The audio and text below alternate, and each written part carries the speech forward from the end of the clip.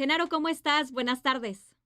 Mira, Bianca, muy contento de saludarte a ti y a todo el auditorio de la Octava, como siempre, este jueves, en efecto de caleidoscopio. Déjame cambiarte el orden y déjame empezar con las universidades, porque creo que es un tema que se está calentando muchísimo, Bianca. Van más de 2,000 personas, estudiantes, jóvenes, detenidos en más de 50 campus, más de 50 universidades en Estados Unidos, tanto en el este como en el centro, como en el sur, como en el oeste de Estados Unidos, que están saliendo a protestar, que están tomando sus campus universitarios, que están poniendo tiendas de campaña, haciendo una acampada palestina y que está generando pues reacciones muy diversas en Estados Unidos y que está teniendo ya implicaciones globales. En México, esta mañana en el Colegio de México, el Colmex, esta universidad al sur de la Ciudad de México,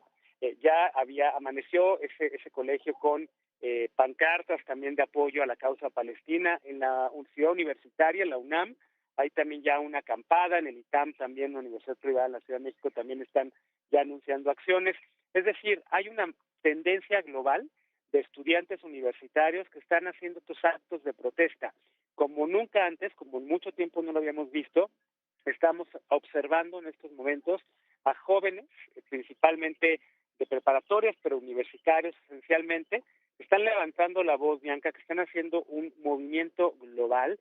que quizás, como no lo habíamos visto desde 1968, desde el movimiento estudiantil del 68, que también fue global, que ocurrió en Ciudad de México, que ocurrió en París, que ocurrió en California y en todo el mundo prácticamente, y que demandaban en ese momento más democracia, que demandaban en ese momento libertad de cátedra, que demandaban en ese momento, dependiendo del país en el que estuvieras, tenían pues ciertas demandas. Y hoy en día creo que hay una causa común, y la causa común es la guerra en Gaza. La causa común es el hecho de que para estos jóvenes el ejército israelí, el Estado de Israel, está violando sistemáticamente el derecho internacional y se está haciendo poco para llamar la atención en torno a lo que está ocurriendo en Gaza. Muchos lo vemos ya como un genocidio. La Corte Internacional de Justicia está analizando una demanda de Sudáfrica contra Israel en ese sentido, y creo que en esta ocasión ya los jóvenes están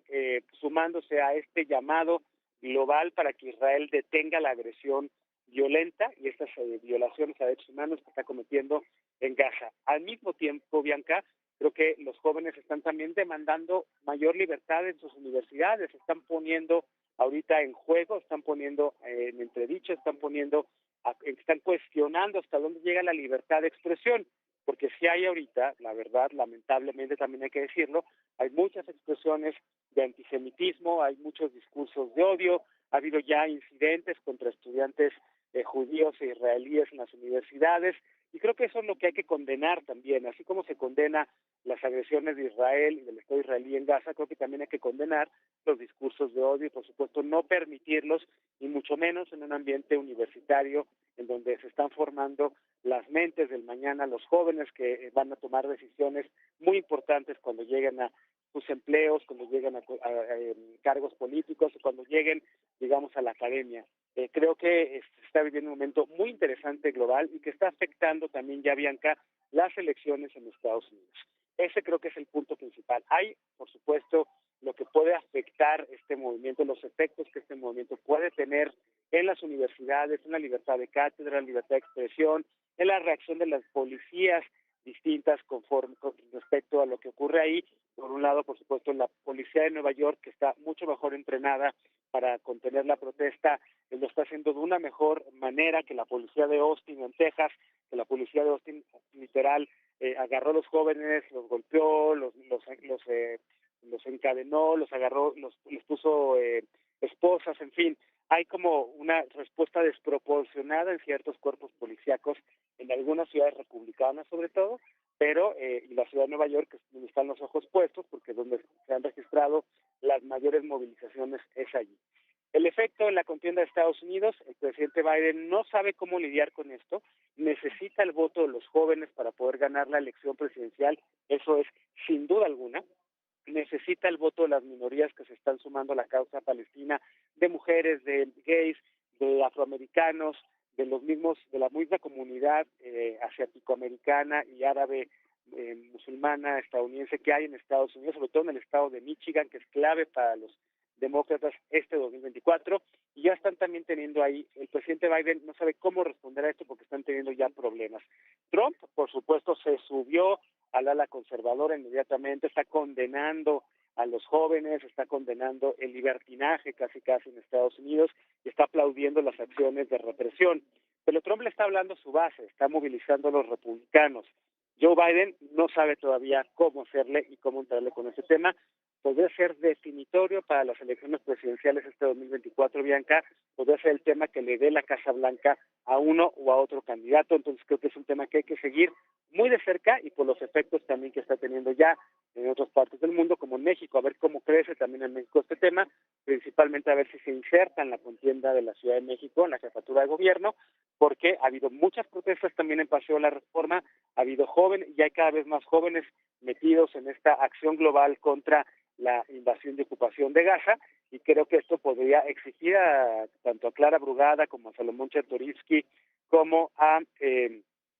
Santiago Taboada, pues que tomen postura con respecto a lo que está ocurriendo allá en Gaza. Ahora, termina en México 6 años de 2 legislaturas, la 64 y la 65 legislatura, que acompañó el sexenio del presidente López Obrador, con muchos puntos positivos, pero principalmente, Bianca, con muchos puntos negativos. Positivos, me parece que el trabajo de algunos legisladores fue excepcional. Yo, la verdad, sí le aplaudo a legisladoras, a senadoras como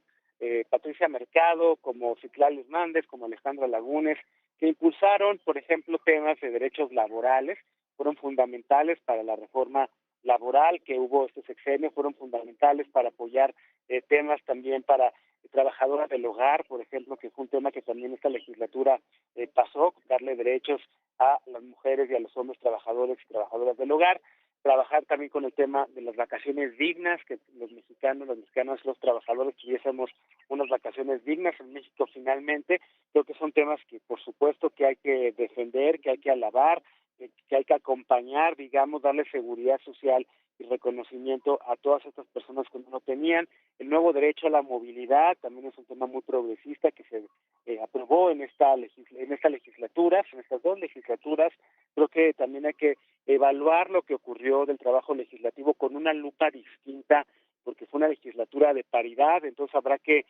revisar puntualmente en cuáles temas hicieron la diferencia el hecho de que hubiese más mujeres en el Congreso, entre ellos, por ejemplo, la ratificación del convenio 190 contra el acoso y la violencia para todas las personas, en fin, creo que hay puntos interesantes e importantes de estas 2 legislaturas que acompañaron durante 6 años al gobierno del presidente López Obrador y que también de cierta manera, sobre todo con esta bancada que se hizo para tratar de frenar las iniciativas del presidente, esta bancada opositora, este frente de contención, como le llamaron, bancada de contención, que pues logró realmente poco para detener las iniciativas del presidente, pero que la oposición siento que se vio mucho más en el momento de meter acciones de inconstitucionalidad, porque ese es el otro lado de estas 2 legislaturas. Sacaron muchas leyes, Bianca, que prácticamente iban en contra de la Constitución, con desaseo legislativo, con aplanadora de mayorías, más de 35 acciones de inconstitucionalidad en estas 2 legislaturas,